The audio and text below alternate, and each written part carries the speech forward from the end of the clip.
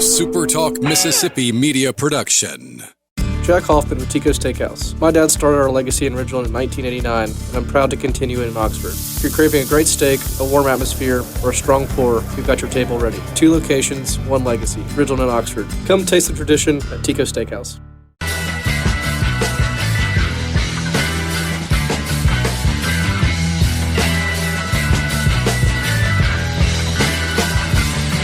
What's up, everybody? Welcome in on this Tuesday edition of the podcast. My name is Michael Borky. Always appreciate you being here. 2 things to get to tonight.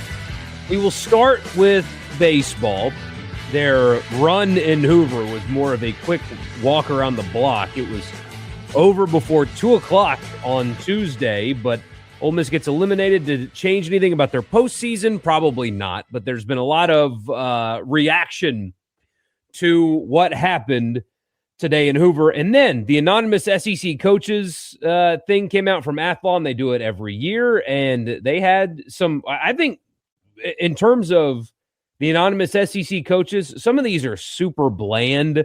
Some of them are a little spicy. One person with Silverfield at Arkansas said he thinks he took the wrong Power 4 job at the wrong time. Good stuff about Ole Miss. A fair question and then a commentary about Trinidad Chambliss. So we will get to that as well on this edition of the show. I really appreciate you guys being here. Don't forget to subscribe wherever you get your podcast. Just search Rebel Report and subscribe. And if you like what you hear, leave a rating and a review. Also, right here on YouTube, comment, like, subscribe, hit the notification bell, all that good stuff. I would very much appreciate that. And this edition of the show is brought to you by Scruggs Farm Lawn and Garden in Saltillo. They've got everything you need literally under one gigantic roof. Also, their boots, their clothes selection's awesome. Their fishing selection's awesome. Cheapest beer in town, anything for home improvement, garden, and then the good stuff, the John Deeres. Through August 4th, if you want a John Deere, basically anything, they've got you at 0% financing, 36 months on all commercial mowers, 0% for 72 months for the compact tractors, the 5 Series tractors for 84 months at 0%, 0 turns, you guessed it, 0% for 36 months. And if you want a gator for your hunting property or just your land, 1.9% for 36 months. They've got the best deals for you, the best financing, the best everything under one roof for farm, lawn, and garden. It's in the name at Scruggs. Go check them out. 3575 Tom Watson Drive in Saltillo. And when you go, tell them that it was me that sent you there. So I'll start with baseball. Just kind of get it out of the way. I don't like changing how you think about something with the benefit of hindsight. Going into the game, if you think that a decision that was made that you know about anyway, going into the game was the right one, don't change it because it ultimately didn't work out. And to be honest with you, it doesn't really apply here anyway, because I did see some, well, they shouldn't have thrown Will Libbert today. Well, he wasn't the problem. He goes, 4 complete in 2 runs. Everybody would have taken 4 complete and 2 runs out of Will Libbert today. He wasn't necessarily the issue. And I'm not going to change the stance going into it either from a win, and it doesn't really help you. They need to go win like 2 more after that to give themselves the opportunity to be in the hosting conversation, and lose, and it really doesn't hurt you that much, if at all. You're going from a 2 seed to a 2 seed. Said that going in, not going to change that now. They went from a 2 seed to a 2 seed. So when it comes to postseason, nothing changed. And so you didn't have to force Elliott on a day shorter rest to pitch in this game, knowing that a loss doesn't really knock you off at all. I also say all the time, though, that it's easy to say things before they happen. It's easy for Lane Kiffin to tell LSU fans to be patient, and it's easy to talk about expectations in year 1 and stuff like that when the losses haven't happened yet. It's easy for people to be like, oh, yeah, sure. Yeah, no, rebuild it. It's a building year. It's year 1. It's fine. No big deal. And then you go 8-4. Well, that 3rd and 4th loss is going to really make a lot of people mad. Similar concept is happening here. Going into the series, everybody was like, yeah, if they lose I mean, it doesn't really hurt them that much. They're going from a 2 to a 2. And that's true. And then you watch it happen. And then you watch Missouri beat Ole Miss and get their first SEC tournament win for the first time in 9 years, score the most runs they've scored in a conference game all season long. That changes the reaction to it a little bit. There's no doubt about it. What I'll say is this. Today was another example of that this team's consistency or lack thereof is why they don't deserve to host. This team does not deserve they have had and put themselves into so many opportunities to get wins throughout the season in the Mississippi State series, in the Georgia series, in the Arkansas series. There's been chances for this team to not have been in the position they were in this week to have to win multiple games to host, where it was just basically a guarantee. They played themselves out of that. And that's an incredibly frustrating thing, to be honest with you, because you saw it again today. Now, I don't necessarily want to pick on an individual player, but you saw it. Tie game in the 8th, and Missouri's got a runner on, and there's just a single through the right side, and whether it be lack of focus or even just like a screw up, but a basic fielding error allows Missouri to go from first to third and score the go-ahead run in a tie game, in a game in which you have to win if you want to play postseason baseball on your home field. And so whether it was just a screw up at maximum effort, it didn't look like it, but if it was, it's indicative of a team that was not sharp enough at times this season in order to, the margins for error are so razor thin with the schedule that they played. It's either that at best or at worst, a lack of focus and attention to detail in a game that you had to win in order to host on your home field. And they did that time and time again. Game 1 against Alabama, that happened. You had the base running error where there was a miscommunication. Then you have the pimping the non-home run and then getting thrown out at second base as a result of just mental mistakes. This team, Mike Bianco, on an interview with me on the radio show, described those kind of things that team did at points this year as stupid. They did stupid baseball things at times this year. And I think today was another example of that. And it cost them the opportunity to host. So ultimately, how this team and how the season's going to be defined is not by the regular season. It's by what happens next in the postseason.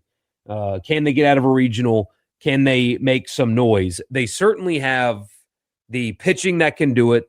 At times, they have an inconsistent offense, but man, when it's on, it's really on, and it looks really impressive and daunting. I do know as a 2 seed somewhere, whoever the one is going to be really mad that they've got Taylor Rabe coming up as the starting pitcher in game 2. The possibility of that anyway.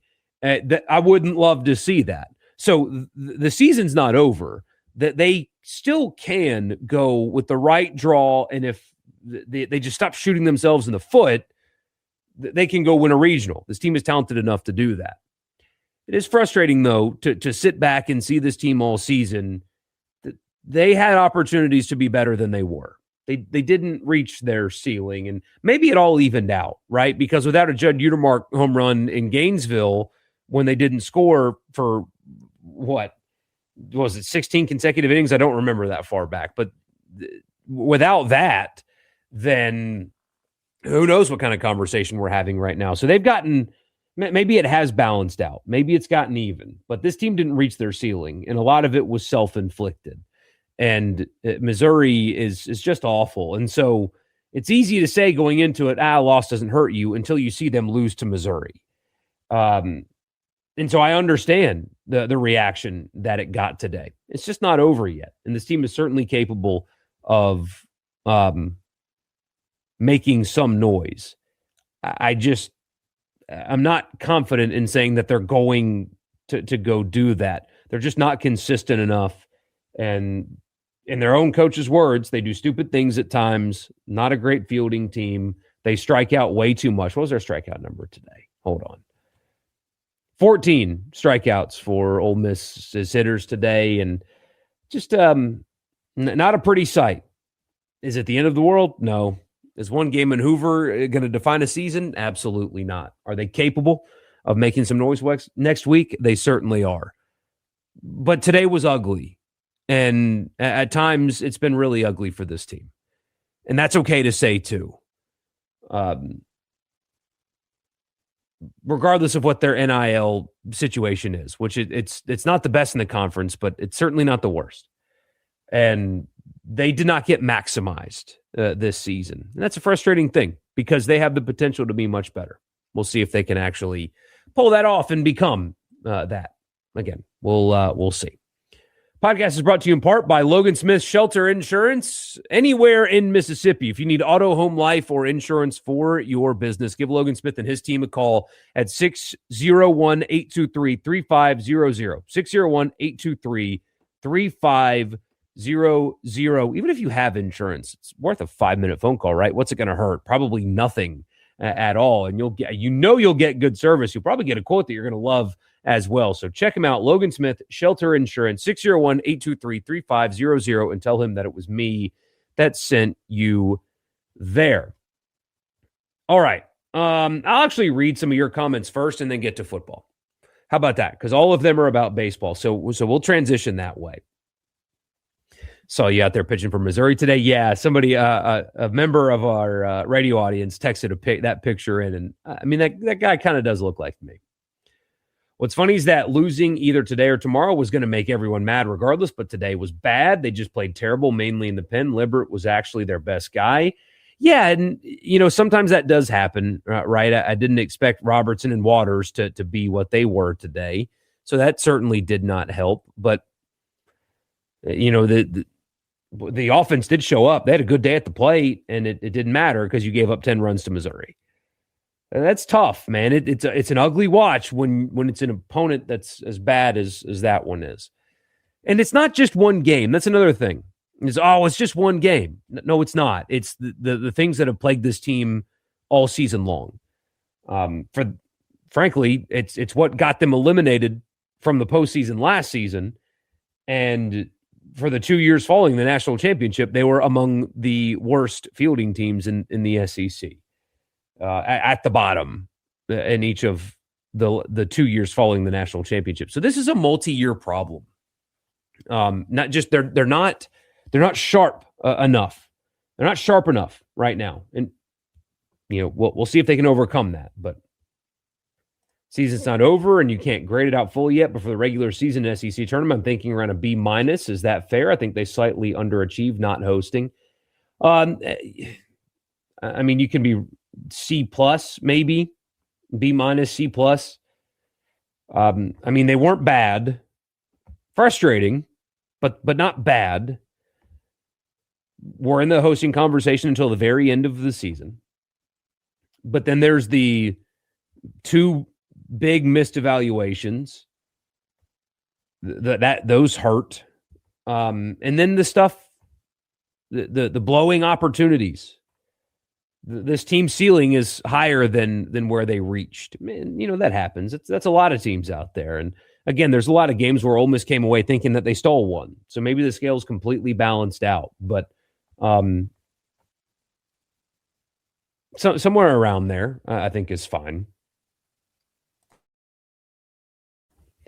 Don't want to get you off in the weeds, but I have to ask about LSU and Will Way's recruiting strategy and if it will actually work. Don't hate the player, hate the game, right? He's only doing what he feels necessary in order to win. He gets paid millions of dollars to win, not to make Jeff Goodman happy, right? He's building probably the most unethical roster in college basketball history, but it's not his job to be ethical. It's his job to win games. I don't fault him for that. I do think a lot of people that had opinions about getting some friendly local judges to help them out are going to have to either A, piss off their audience by standing on business, or B, be hypocritical, because LSU is going to have to fire up the friendly judge brigade to get a player or two eligible this year. Say Ole Miss played this baseball game to lose. And then, again, I don't think the Libbert decision is that at all. And he pitched fine. I don't understand if you were going to give Hooks, the last 2 innings, what's the difference between 5 outs and 6 outs? I don't understand that. That's the one thing that I really scratched my head on is if you were going to give him, if he was going to see the 8th inning, then why don't you just give him the whole 8th inning? That was odd. I don't think they necessarily played to lose. I just think they're not consistent enough. 8 runs by the offense was perfectly good enough. If you'd have told me they're going to score 8 runs today, I'd have told you they'd have won. Don't understand why the first challenge spooked Foley so bad. I think a few of those pitches would have went. Yeah, and that's another thing. They didn't. There was a couple of times where they could have challenged, and not the balls and strikes, but challenged, cost them a run early, I think.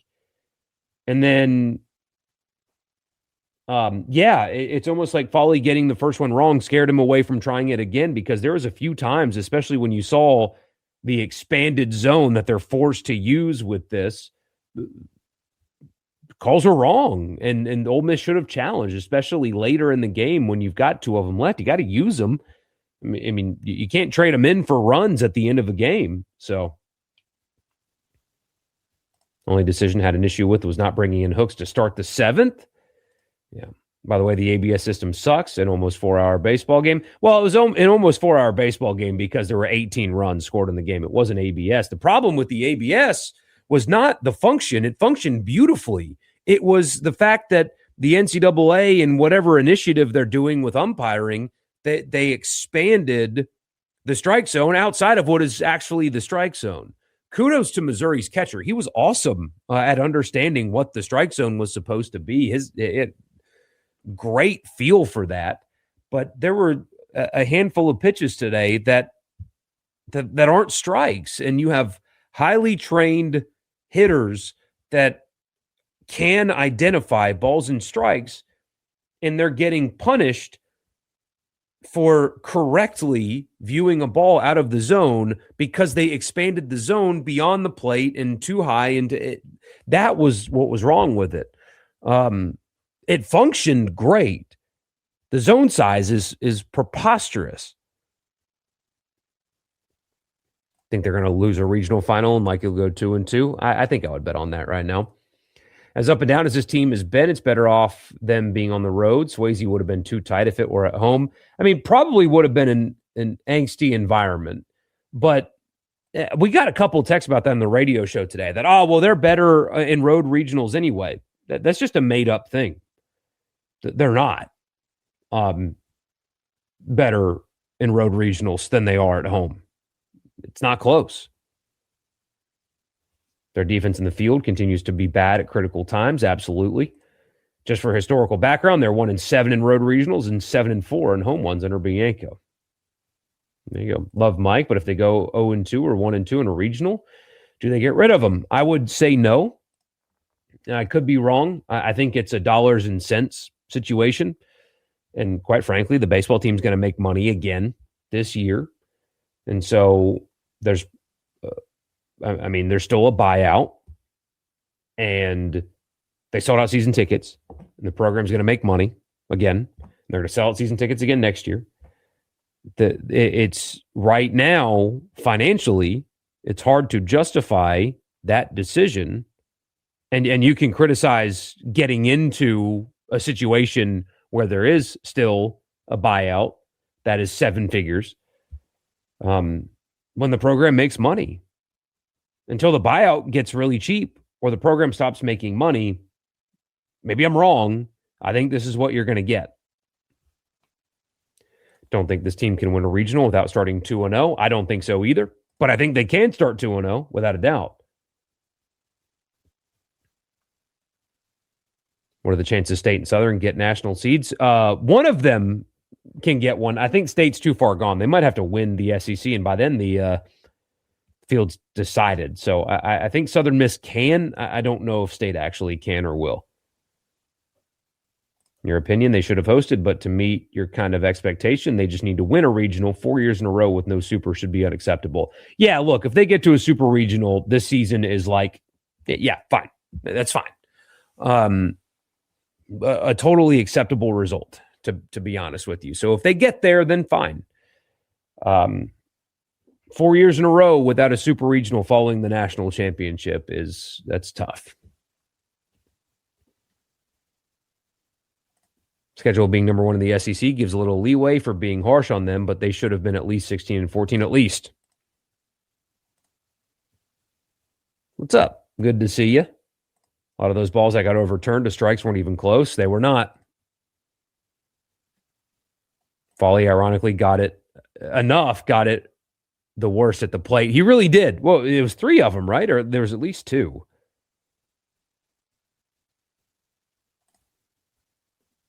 Can we get you and Hayda to do a live selection show reaction on YouTube? I'll do one better. We're going to be live on Monday on the radio. We are not. The company's taking the day off. We are not. So what that might mean, by the way, guys, we're not going to go live Sunday night. Just go ahead and put that out there. We're not going to go live Sunday night. We will go live Monday night is what we'll do. So just go ahead and keep that on the back burner. But yeah, we'll be live on the radio that day. No days off for us. Are you surprised State's starting their ace? I am, actually. I would assume he's going to be on a pitch count. If they don't make a super for 5 years in a row or miss the tournament next season, that's when you can question about moving on. Yeah, probably more. Makes more sense from a dollars and cents perspective. So, anyway, that's baseball. 22 minutes of it. Let's talk football. Anonymous SEC coaches talked about Pete Golding in Ole Miss. We'll do that after I tell you the podcast brought to you in part by Priority One Bank. 16 locations here in Mississippi, so there's likely to be one in your backyard. Local loan servicing and decision-making, so it's somebody that you sit down with face-to-face and get to know. Great online banking and more. Check them out at Priority One Bank. Also, Advantage Business Systems, absms.com. For all of your Mississippi office technology needs. If you tell them that I sent you, you get a complimentary office technology assessment. No, we don't get off on Memorial Day because of this. If this wasn't a state that cared so much about baseball, we would take the day off like the rest of the company. What the heck? There we go. Okay. Lost my camera for a second. But yeah, we would take the day off. But because it is the selection day and because Mississippi cares so much about college baseball, we got to be live. So it is what it is, as they say. All right. Athlon does it every single year. The anonymous SEC coaches give quotes on other SEC teams. I often have rolled my eyes at this a little bit. Just because are these head coaches? Are these staff members? Are these GAs? Who is this? Who are these anonymous SEC coaches that are talking? But still, sometimes you get good stuff. Sometimes you get, milquetoast. And then sometimes you get this. I think pretty substantive when it comes to Ole Miss. Or at least I think so. Tell me what you guys think. All right, here's what they say about Ole Miss. Quote, in those 3 games that he coached last year, Pete Golding was Pete Golding. He was himself. He naturally transitioned into his role while staying the same dude. That's going to be the challenge. Can he continue to rely on all the things that have made him a big-time ball coach? Or is he going to try to be the anti-Lane? A lot of people in Oxford want him to be the anti-Lane, but he just needs to be Pete Golding. It's very fair. And it's a very fair question and a fair thing to wonder because you've seen in this state in the past a coach take over, defensive coordinator take over, different circumstances, different people, but you saw it, and it was a coach that was very uncomfortable with his new role and it felt like had to change everything, or at least that's what it looked like, and that's what it felt like. The early returns, now we'll see what actually happens when the season comes, right? But the early returns on this concept of Pete Golding not changing everything for the sake of changing everything and being the anti-Lane, so far, you should really like what you've heard from Pete Golding when it comes to this specific thing, because he has said multiple times out in the open, not going to change what worked. And that's such a great mindset, because despite Lane Kiffin doing what he did at the end and is still doing even into the month of May, a lot of football games were won and a lot of things worked. And Pete Golding obviously had a front row seat to that because he was heavily involved in the process that led to winning. So instead of completely changing like their offensive philosophy, he went out and hired somebody that is from the coaching tree that worked under Kiffin, that runs a very similar offense, because in his own words, it works. Why go away from what works? And I mean, even things like interviews and press conferences and stuff like that, he seems very comfortable with the decisions he makes, with the program he's running, and it doesn't feel like a guy that is uncomfortable, that doesn't know what he's doing, that's swimming, that is unprepared. And yes, there are people that want him to be the anti-Lane and are going to look at everything that Pete Golding does and will, oh, wow, he's not Lane. Lane would have done this. How much better is Pete than Lane? He's not doing that on purpose. He is seemingly being himself, but he has been there and it has worked, and he knows what works, and he's coached under Saban, and he's got a staff filled with former coaches and super experienced guys, and that the program is being made in his image while not going away from the things that work for the sake of going away from the things that worked. It's a great balance so far anyway. This is Pete Golding's program, but it's a continuation of what's been working at Ole Miss over the last 6 years. Should be really comforting, the messaging, the way it feels, the way it looks, the way it sounds out of Ole Miss football right now. So legitimate question, fair concern. I think you should like the answer so far anyway. All right, the other thing, Trinidad Chambliss is absolutely the top returning quarterback in the country. In the country is what they say. That's big praise. He's a winner. He's got a feel for the game. He's got presence. He looks like he's got tremendous leadership skills. But can that defense be improved enough to let the growth happen offensively without Charlie Weiss Jr.? Another fair question. We won't know what the defense is going to look like yet. A lot of new faces. I will say, as you guys already know, I think it's abundantly clear that they had more money or more resources to build a more talented defense this offseason than the offseason prior. There are a lot of rumors about that. I cannot independently verify that that's true. I think the proof is in the quality of player that they were able to sign out of the portal. And then also, I mean, Will Eccles, goodness, I imagine he was expensive, and Franklin was expensive. And I mean, all of those guys were, Centurion Perkins, etc. So they went out and they got elite portal players, and they retained their elite players on defense. They spent more, that they had more allocated to that side of the ball. I would expect I know the talent ceiling has been raised. I think that the floor of that defense has been raised as well. And as you hear me say all the time, a quarterback like Trinidad Chambliss, the things that he did in their run to the playoff transcends scheme. He does things that you can't play call what he does at times. It's hard to screw up a player like that. So anyway, good stuff there. Really good stuff there, I think. Cole Kublik has been very high on Ole Miss this offseason. You know, I know a lot of you don't like him because of what happened at Arkansas. I do defend him on that. He was not the one that was talking about bringing Dart to that was all Rodgers. That was the other guys. We had an interview with him on the radio show and brought it up, and he was like, "Go back and listen and tell me when I said that not only Auburn was a better job, but he's going to take this guy." And I took him at his challenge, and I went back, and Kublik himself did not make those insinuations, for whatever it's worth. If you go back and listen, it was the other guys on the broadcast. It was not him specifically. And he's a ball knower.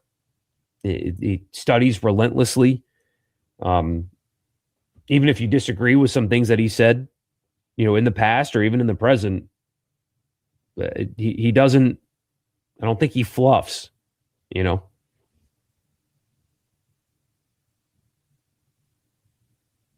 Pete looked comfortable coaching in those 3 games last year. So far, the offseason has looked great. Really excited this Louisville game will test them early. Absolutely. Where does the football team in Golding stand? Trouble or not? Trouble in what way? Like NCAA trouble? No. What are we talking about?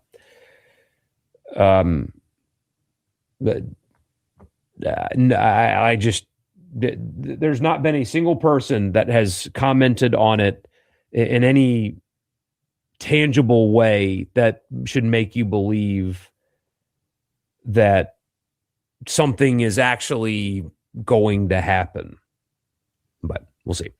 The likelihood of the defense being strong this season is a really important balance for John David Baker taking over on the other side. Maybe some transition oddities, but shouldn't be an overhaul. Yeah, as we played, roughly 80% the same, they said. A lot of similar concepts, a lot of things that they're going to be familiar with. It's a really good offense, clearly, after what happened the last couple of years at East Carolina. So, I think Chambliss is better than Dante Moore and Arch Manning, at least right now, and definitely better than Sam Leavitt, who I keep seeing in the top 3 to 5 SEC quarterback lists. There's one reason he's appearing on those, and it's not anything that he's actually done on the field. What Trinidad does at times is just instinct and so natural. Love watching him play. Give me football season ASAP. Well, I hate to tell you. Wait a minute.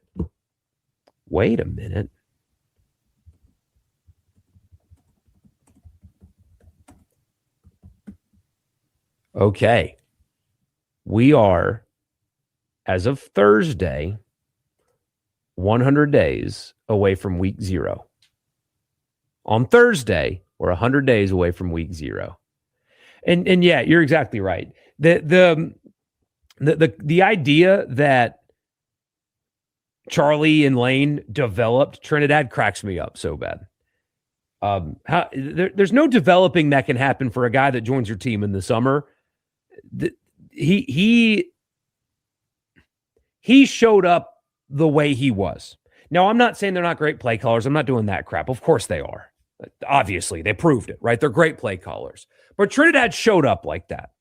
And as I've said to you guys before, hand up, I did not pay enough attention to the stuff that was coming out of the scrimmages. You guys remember, it was, Simmons did this, or Simmons had a couple of picks, but he had a nice play here. By the way, this Chambliss kid, he lit it up today. Every scrimmage, you had the same concept of this Chambliss guy. He might have a role on this team. Like he's really performing. He showed up like that. He wasn't developed at Ole Miss. He showed up who he was the second he got to campus. And there's a lot of things about his game that you can't coach. You can mold character, I suppose, but the processing, the escapability, the athleticism, the not being rattled, that's all mental stuff. And that doesn't happen in a couple of months of coaching. That's somebody being built for that. And that just doesn't disappear when a play caller disappears either. The poise, the decision-making, the escapability, the athleticism, the maturity, that doesn't go away. That's not a play caller making that happen. That's an individual making that happen. So I've never been more confident in a quarterback despite having a new play caller than I am this one. He's just there's too much that you can't screw up with him. Offense, mainly the offensive line is obvious, but I want to see the defensive line against Louisville and mainly LSU for sure. We'll know a lot there. And it's not the starters, right? We know what Eccles can do. I would like to see Franklin take another step forward personally. No, it's the backups. It's the rotation guys. I want to see them have 7 or 8 playable guys up front. That's the thing.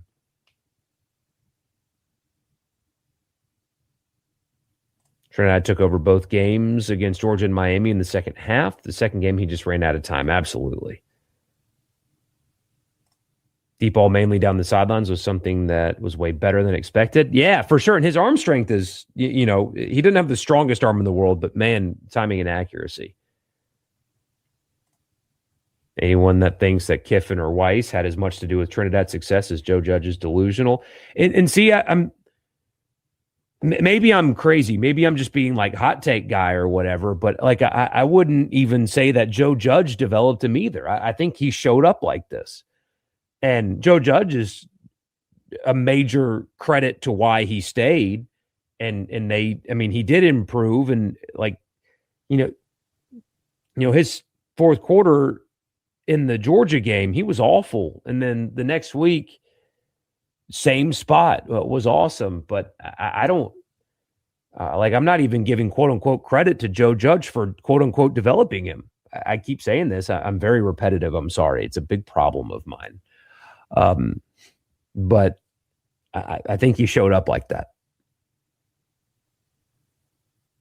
That Ferris State program is pretty legit, but he's special. He's just special. So anyway, we'll be back live on Thursday. And then again, not Sunday. We'll be live on